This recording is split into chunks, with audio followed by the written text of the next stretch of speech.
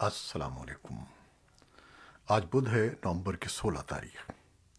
پاکستان میں اس وقت شام کے 7، بھارت میں 7:30، اور یہاں ہمارے اسٹوڈیوز کی گھڑیوں میں صبح کے 9 بجے ہیں۔ وائس آف امریکہ واشنگٹن کی اردو سروس سے میں ہوں خالد حمید، خبروں کے ایک بلٹن کے ساتھ۔ پاکستان کے صوبہ خیبر پختونخوا کے 2 مختلف علاقوں میں عسکریت پسندوں کے سیکیورٹی فورسز پر حملوں میں مجموعی طور پر 8 اہلکار جان دے بیٹھے۔ سرکاری طور پر جنوبی ضلع لکی مروت کی ایک پولیس چوکی کی موبائل وین پر ہونے والے حملے کی تصدیق کی گئی ہے، جس میں ایک اسسٹنٹ سب انسپکٹر سمیت 6 اہلکار موت کا شکار ہوئے، جبکہ باجوڑ میں ہونے والے واقعے میں فرنٹیئر کور کے 2 اہلکار اپنی جان دے بیٹھے۔ اس بارے میں سرکاری طور پر کوئی باضابطہ بیان جاری نہیں کیا گیا۔ کالعدم شدت پسند تنظیم تحریک طالبان پاکستان کے ترجمان کے جاری کردہ 2 مختلف بیانات میں دونوں واقعات کی ذمہ داری قبول کی گئی ہے۔ Pakistan Tehreek Insaf P T I کے لانگ مارچ کا دوسرا مرحلہ بھی 7ویں روز میں داخل ہو چکا ہے، جبکہ تاحال عمران خان کی جانب سے اسلام آباد میں دھرنے یا احتجاج کی حتمی کال نہیں دی گئی۔ بعض ماہرین کا دعویٰ ہے کہ ملک میں نئے آرمی چیف کی تقرری کے تناظر میں عمران خان کسی جانب سے اشارے کے منتظر ہیں۔ بعض مبصرین اس تجزیے سے اتفاق نہیں کرتے اور کہتے ہیں کہ صدر عارف علوی کے مقتدر حلقوں کے ساتھ ہونے والے مذاکرات کے باعث عمران خان کو کہا جا رہا ہے کہ وہ کوئی حتمی فیصلہ نہ کریں۔ افغانستان کے لیے روس کے صدارتی ایلچی ضمیر کابلوف نے بالگریز کہا کہ افغان حکام نے ماسکو میں ہونے والی بات چیت میں حصہ نہیں لیا ہے۔ روس افغانستان سے متعلق اجلاس کی میزبانی کر رہا ہے، جس میں چین، ترکی، قطر، ازبکستان، تاجکستان، ایران اور پاکستان کے نمائندوں نے شرکت کی۔ کابلوف نے کہا کہ ہم نے تقریباً 1 سال قبل اسی طرح کی ملاقات کی تھی، جس میں ہم ایک مشترکہ بیان پر متفق ہوئے تھے اور اس میں افغان حکام پر زور دیا گیا تھا کہ وہ ایک جامع حکومت کے قیام کے لیے عملی اقدامات کریں۔ لیکن موجودہ صورتحال کو دیکھتے ہوئے ہم نے دیگر علاقائی ممالک کو ایک مشترکہ نقطہ نظر تیار کرنے کی دعوت دینے کا فیصلہ کیا ہے۔ اگرچہ ماسکو نے طالبان کو ایک دہشت گرد گروپ قرار دیا ہے اور اسے روسی سرزمین پر کالعدم قرار دیا ہے، تاہم طالبان کی روس میں نمائندگی ہے اور ایک وفد نے حالیہ سینٹ پیٹرز برگ انٹرنیشنل اکنامک فورم میں شرکت کی تھی۔ ایک غیر واضح ویب سائٹ پر جس کے بارے میں حکام کا کہنا ہے کہ اسے علیحدگی پسند عسکریت پسندوں کا ایک گروپ چلا رہا ہے، حال ہی میں ڈالی گئی ایک دھمکی آمیز بلاگ پوسٹ میں بھارت کے زیر انتظام کشمیر کے ذرائع ابلاغ سے وابستہ 20 سے زائد افراد کے نام آنے کے بعد مقامی صحافیوں کے ایک حصے میں خوف و ہراس کی لہر دوڑ گئی ہے۔ گزشتہ 3 دن کے دوران سری نگر سے شائع ہونے والے 2 انگریزی روزناموں میں کام کرنے والے کم از کم 5 رپورٹروں نے سوشل میڈیا میں اپنے مستعفی ہونے کا اعلان کیا ہے۔ پولینڈ کا کہنا ہے کہ ایسی کوئی قطعی علامت موجود نہیں ہے کہ پولینڈ کے کھیتوں میں گرنے والا ایک میزائل جس میں 2 افراد ہلاک ہوئے جان بوجھ کر کیا گیا کوئی حملہ تھا۔ نیٹو کے سربراہ نے بھی ایسا ہی بیان دیا ہے۔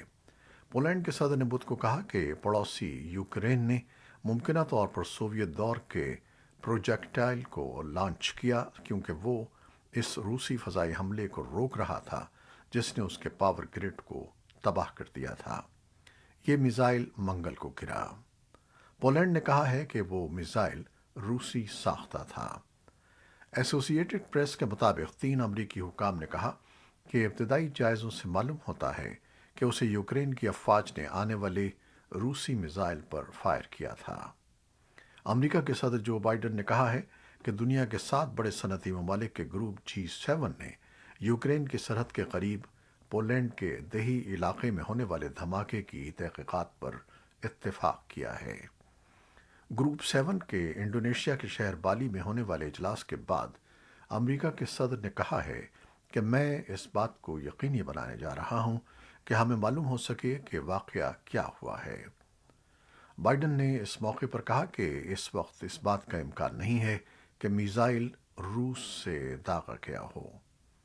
پینٹاگون کے پریس سیکریٹری بریگیڈیئر جنرل پیٹ رائڈر نے پینٹاگون میں نامہ نگاروں کو بتایا کہ ہم ان رپورٹوں سے آگاہ ہیں کہ مبینہ طور پر 2 روسی میزائل یوکرینی سرحد پر پولینڈ کے اندر ایک مقام پر گرے ہیں، لیکن اس وقت ان کی تصدیق کے لیے کافی معلومات دستیاب نہیں ہیں اور ہم اس کا مزید جائزہ لے رہے ہیں۔ امریکہ نے منگل کے روز ان کمپنیوں اور لوگوں پر پابندیاں عائد کر دی ہیں جن پر اس نے ان ایرانی ڈرونز کی تیاری یا منتقلی میں ملوث ہونے کا الزام لگایا ہے جنہیں روس یوکرین میں شہری انفراسٹرکچر پر حملوں میں استعمال کر چکا ہے۔ ایران نے تسلیم کیا ہے کہ اس نے ماسکو کو ڈرون فراہم کیے تھے، لیکن کہا کہ یہ یوکرین کی جنگ سے پہلے بھیجے گئے تھے۔ روس شہریوں کو دانستہ طور پر ہدف بنانے کی تردید کرتا ہے۔ اقوام متحدہ کے لیے ایران کے مشن نے منگل کو کہا کہ ایران ڈرون یا اس کے حصوں کی ملکیت کے دعووں کی تحقیقات کے لیے یوکرین کے ساتھ تکنیکی ماہرین کی سطح پر ملاقات کے لیے تیار ہے۔ اس لیے اس ملاقات سے پہلے کوئی بھی الزام یا کارروائی قابل قبول نہیں ہے اور اسے مسترد کیا جائے گا۔ واشنگٹن میں روسی سفارتخانے سے تبصرے کی ایک درخواست پر فوری طور پر کوئی جواب موصول نہیں ہوا۔ ایرانی پولیس کی حراست میں مبینہ طور پر ہلاک ہونے والی 22 سالہ کرد خاتون مہسا امینی کی ہلاکت پر احتجاج کے لیے ایران میں مظاہروں کا سلسلہ جاری ہے۔ منگل کے روز احتجاج کے منتظمین نے لوگوں سے اپیل کی کہ وہ ایندھن کی بڑھتی ہوئی قیمتوں کے خلاف احتجاج کو کچلنے کی کارروائیوں کے 3 برس مکمل ہونے پر مظاہرے کے لیے جمع ہوں۔ اقوام متحدہ کے ہائی کمشنر برائے انسانی حقوق کے ترجمان جیریمی لارنس نے کہا کہ ایران سے کہا جا رہا ہے کہ وہ مظاہرین کے خلاف تمام الزامات فوری طور پر ختم کرے اور ایران کو خبردار کیا گیا ہے کہ بین الاقوامی قانون کے تحت ایران صرف انتہائی سنگین جرائم کی صورت میں ہی سزائے موت کا حکم دے سکتا ہے۔ امریکی حکومت کے ایک نگراں ادارے نے پتہ چلایا ہے کہ طالبان نے ممکنہ طور پر $10 ملین تک رسائی حاصل کر لی ہے جو امریکہ نے سابق افغان حکومت کے خاتمے سے قبل اسے منتقل کیے تھے۔ Special inspector general for Afghanistan reconstruction SIGAR نے، جس نے امریکہ کی طویل ترین جنگ کے دوران امریکی منصوبوں اور اخراجات کی نگرانی کی تھی، اپنی تازہ ترین رپورٹ میں بتایا ہے کہ طالبان نے محکمہ خارجہ، محکمہ دفاع اور US ایڈ سے بھیجے گئے تقریباً $57.6 ملین کے فنڈز تک رسائی حاصل کر لی ہے۔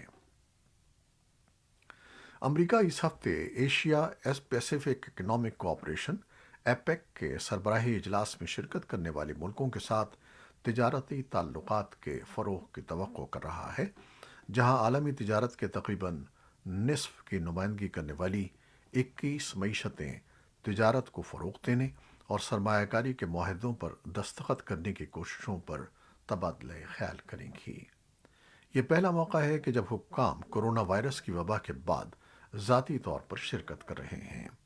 عہدیداروں نے کہا ہے کہ سربراہی اجلاس کا مقصد تجارت اور سرمایہ کاری کا فروغ، پینڈیمک کے بعد سرحد پار سفر کی بحالی اور ایک بزنس ٹریول کارڈ کو متعارف کروانا ہے تاکہ اہل کاروباری مسافر شرکت کرنے والے ملکوں میں 90 دن تک ٹھہر سکیں۔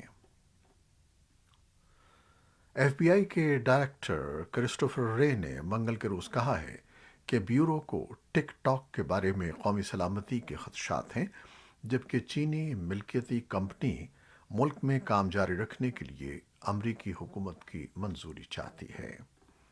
وطن کو درپیش عالمی خطرات پر امریکی ایوان نمائندگان کی ہوم لینڈ سیکیورٹی کمیٹی کی سماعت کے دوران بات کرتے ہوئے رے نے کہا کہ ٹک ٹاک کے بارے میں FBI کے خدشات میں یہ امکان شامل ہے کہ چینی حکومت لاکھوں صارفین کے بارے میں ڈیٹا اکٹھا کرنے پر قابو پانے کے لیے اسے استعمال کر سکتی ہے۔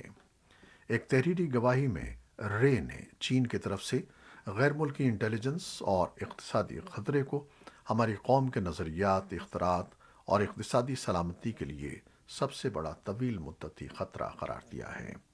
لیکن انہوں نے کھلے اجلاس میں ایک قانون ساز کے اس سوال کا جواب دینے سے انکار کیا کہ آیا چینی حکومت امریکی شہریوں کے بارے میں ڈیٹا اکٹھا کرنے کے لیے ٹک ٹاک کا فائدہ اٹھا رہی ہے۔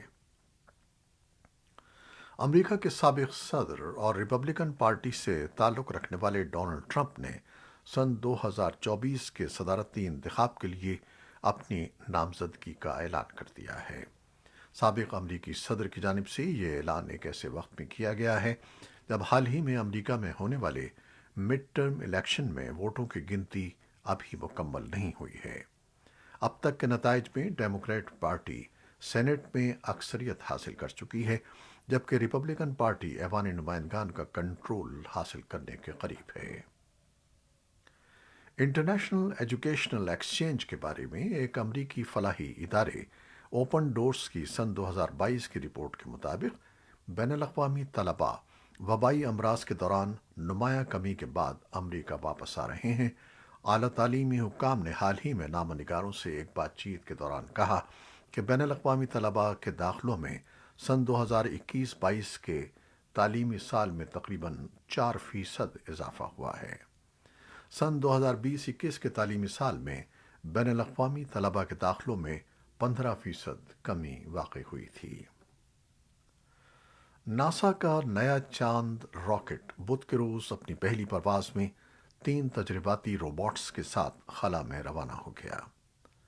فلوریڈا میں ہونے والی یہ لانچنگ امریکہ کو 50 سال قبل اپولو پروگرام کے خاتمے کے بعد سے پہلی بار چاند کی سطح پر خلابازوں کی واپسی کے ایک بڑے قدم کے قریب لے آئی ہے۔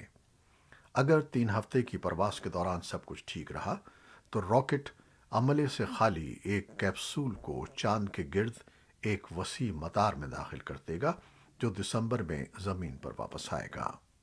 ناسا کو امید ہے کہ وہ سن 2024 میں اگلی پرواز میں 4 خلابازوں کو چاند کے گرد بھیجے گا اور سن 2025 کے اوائل میں انسانوں کو وہاں اتار سکے گا۔ یہ تھیں وہ خبریں جو فیس بک لائیو پر ہم نے آپ کے لیے پیش کیں۔ ہماری ویب سائٹ، یوٹیوب اور پوڈ کاسٹ پر یہ بلیٹن آپ کے لیے پوسٹ کر دیا جاتا ہے۔ آپ ہمارے بلیٹن کو شیئر کرتے ہیں اور اپنے کمنٹس میں اور اپنی محبتوں اور دعاؤں کا اظہار کرتے ہیں، جس کے لیے ہم آپ کے فرداً فرداً ممنون ہیں۔ اپنی ان محبتوں کو جاری رکھیے گا۔ نیوز ایڈیٹر یاسمین جمیل کے ساتھ خالد حمید کو اجازت دیجیے گا۔ اللہ حافظ۔